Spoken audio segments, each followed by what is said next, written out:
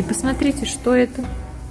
Это стекло-зеркало. Зеркало. Они называют это хрустальный замок.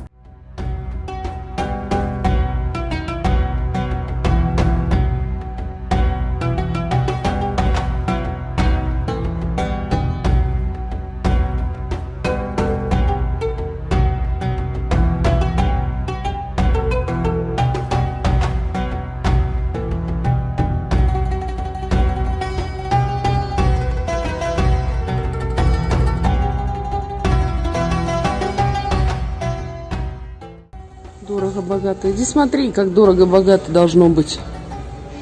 Вот это потолок. Нам Гизельдере такой нужен.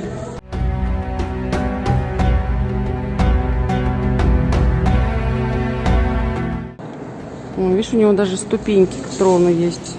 Он так захотел, можно полежать на таком троне даже.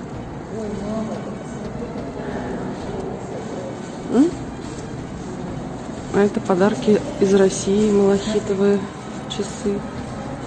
Что?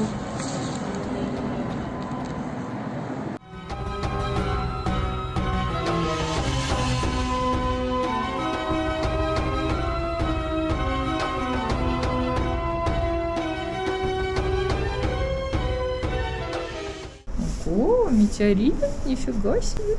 Да, 54 килограмма. Ого. 54, вот эта вот фигня. Да.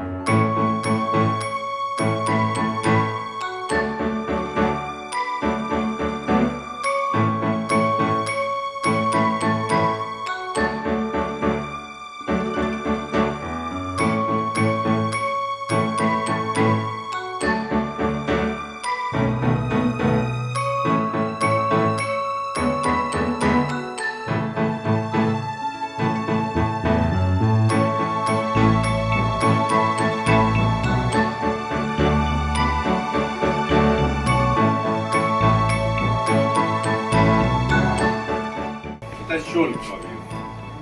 Шелковый. Это шерсть побил.